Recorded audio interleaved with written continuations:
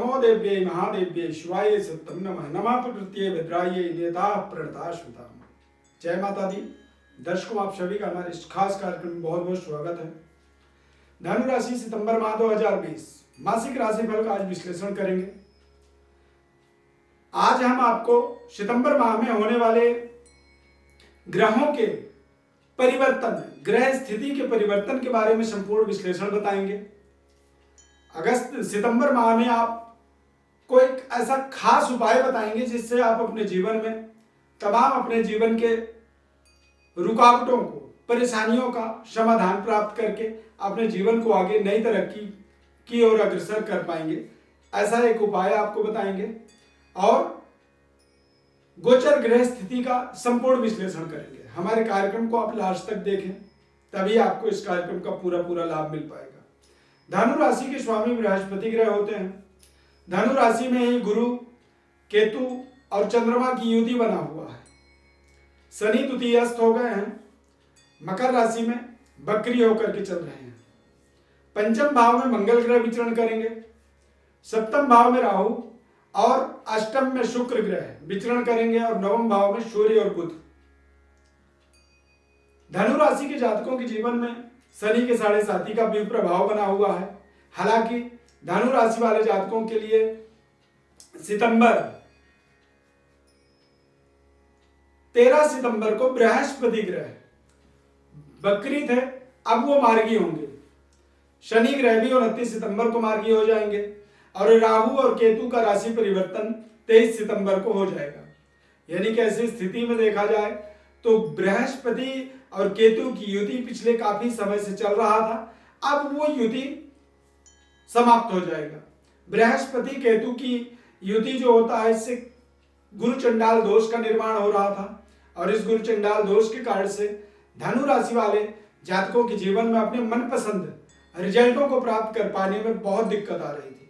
जो दिक्कत अब आपके जीवन में समाप्त हो जाएगा और अब आप यहां से एक नई समृद्धि, नई सफलता की प्राप्ति की ओर अग्रसर हो जाएंगे। सितंबर माह खास इसलिए रहने वाला है क्योंकि 18 सितंबर से लेकर के 16 अक्टूबर तक अधिक मास मलमास रहने वाला है। मलमास में हमें कुछ खास उपासना, कुछ खास अपने जीवन में बदलाव करने से हमें जो हमारे जीवन में फलों की प्राप्ति होती है, वो फल की प्राप्ति में वृद्धि होती है। यानी कि कई गुना हम उस फल को प्राप्त कर लेते हैं। ये मलमास हर 3 साल में एक बार आता है, तो ये महीना इसीलिए खास रहने वाला है, खासकर धनु राशि वालों के लिए, क्योंकि देवगुरु बृहस्पति केतु के साथ युति में काफी समय से चल रहे थे, अब वो युति समाप्त होगा। चंद्रमा और गुरु की युति बनेगा और चंद्रमा गुरु की युति को गज केसरी योग कहा जाता है। गज केसरी योग यानी कि अपने आप में एक संपूर्ण राजयोग होता है। राजाओं की तरह रहन सहन, राजसी ठाट बाट वाला जो लाइफ स्टाइल होता है, जीवन शैली होती है, वो जीवन शैली ये हमें प्रदान करता है।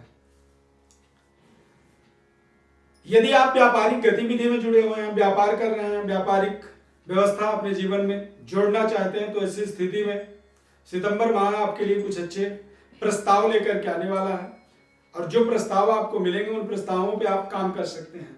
उनको आप बेहतर तरीके से अपने जीवन में उनका इस्तेमाल आप जरूर कर सकते हैं, क्योंकि ये अवसर रोज हमें जीवन में नहीं मिलता और जब मिल रहा है तो हम उसका पूरा लाभ लेने का हमारा प्रयत्न होना चाहिए, हमारी जिम्मेदारी होनी चाहिए। और जब हम जिम्मेदारी पूर्वक कोई भी चीज को करने के लिए तैयार होते हैं तो हमें उसमें सफलता मिलता है। धनु राशि के विद्यार्थियों के लिए भी कुछ खास रहने वाला है, क्योंकि आपको अपने मनपसंद रिजल्ट प्राप्ति के लिए जो आप परिश्रम कर रहे हैं, जो मेहनत कर रहे हैं, उन मेहनतों का आपको पूरा असर मिलेगा। माता पिता के साथ आपके तालमेल बेहतर बनेंगे, माता पिता का पूर्ण आशीर्वाद आपको प्राप्त होगा। यदि आप सामाजिक संगठनों में काम कर रहे हैं या राजनीतिक गतिविधि में संलग्न हैं, जुड़े हुए हैं, तो निश्चित रूप से यहां से अब आपको एक नई बदलाव आपके करियर में, आपके जीवन की व्यवस्था में आपको मिलेगा और आप अपने जीवन की बेहतर व्यवस्था को बनाने के लिए जो भी आप प्रयास कर रहे हैं, ये प्रयास कहीं ना कहीं सफल होंगे। शनि के 7.5 का प्रभाव बना हुआ है और 7.5 का उतरता हुआ प्रभाव ये आपको जीवन में बेहतर प्लेसमेंट देता है, बेहतर अपॉर्चुनिटी देता है।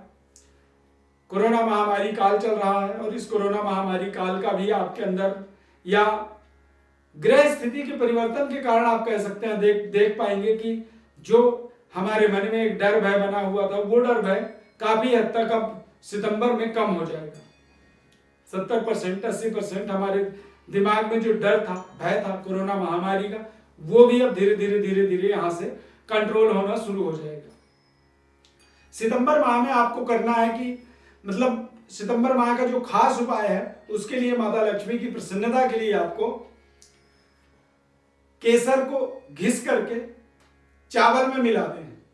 यानी केसर को आप घिसेंगे और घिसने के बाद उसे एक चावल में एक कटोरी चावल में मिला दें और मिलाने के बाद उस चावल से आपको लक्ष्मी अर्चना करनी है।